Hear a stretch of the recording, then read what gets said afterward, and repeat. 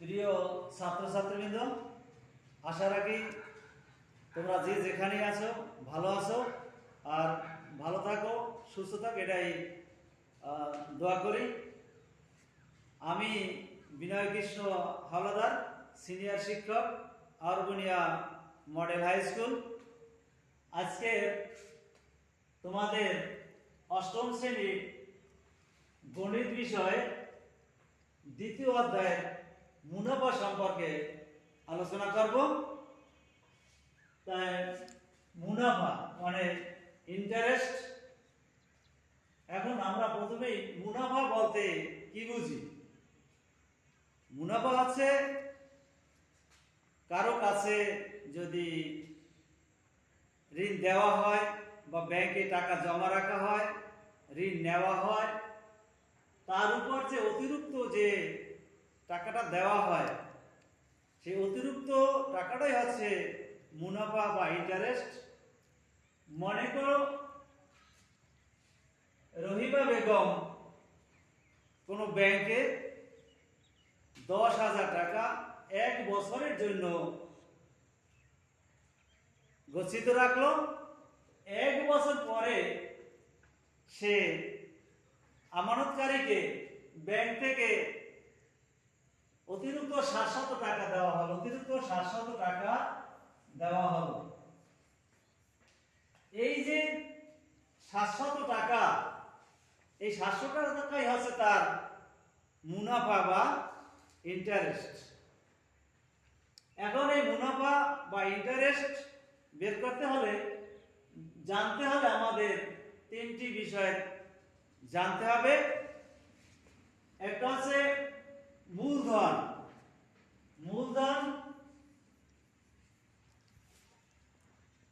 মূলধন সমান সমান পি, আর মুনাফার হার, মুনাফার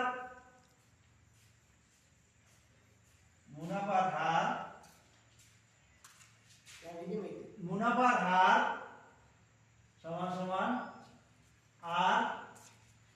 আর সময়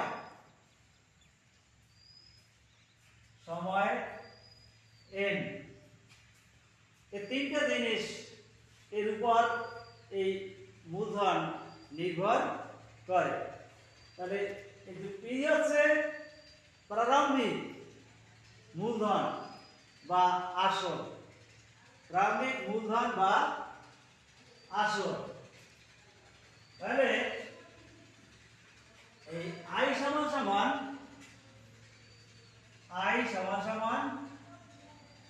পি আর এন। আই সমান সমান পি আর এন। আই আছে মুনাফা বা ইন্টারেস্ট, পি মূলধন আর মুনাফার হার, আর এন আছে সময়। এখন মনে করি রহিমা বেগম 10,000 টাকা 3 বছরের জন্য ব্যাংকে গচ্ছিত রাখলো। 3 বছর পরে সে কত টাকা মুনাফা পাবে, বা যাকে বলে সরল মুনাফা। আই,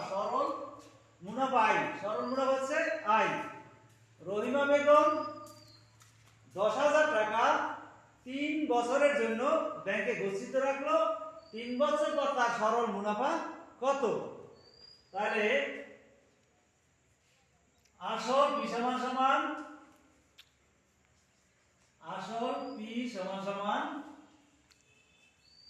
10,000 টাকা, আর সময় এন সমান সমান 3 বছর, আর মুনাফার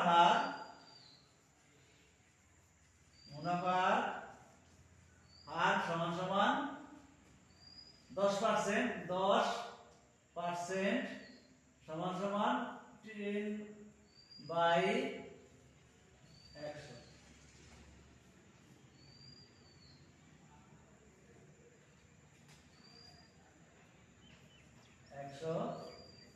সমান সমান 10 এর 1 টাকা। 10 এর 1 মুনাফার হার।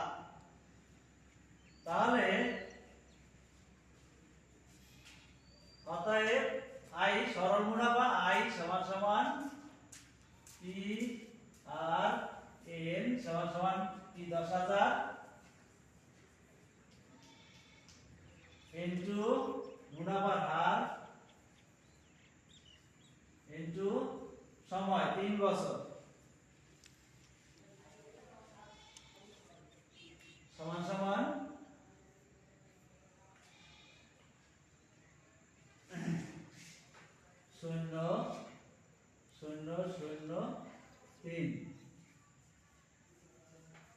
3000 টাকা সরল মুনাফা।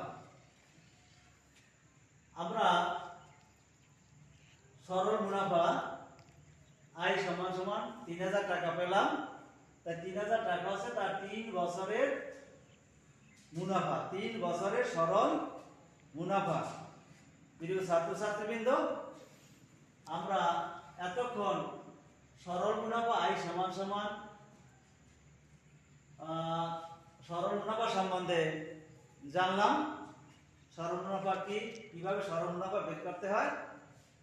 পরবর্তী ক্লাসে আমরা চক্রবৃদ্ধি মূলধন, চক্রবৃদ্ধি মুনাফা নিয়ে আলোচনা করব। সকলকে ধন্যবাদ জানিয়ে আর সরকারের স্বাস্থ্যবিধি মেনে সবাই চলবে, মাস্ক ব্যবহার করবে। এছাড়া শীত আসছে, তোমরা শীতে সবাই সাবধান থাকবে যেন কারো ঠান্ডা না লাগে, স্বাস্থ্যের প্রতি খেয়াল রাখবে। সকলকে ধন্যবাদ জানিয়ে আজকের ক্লাস এখানেই শেষ করছি। ধন্যবাদ।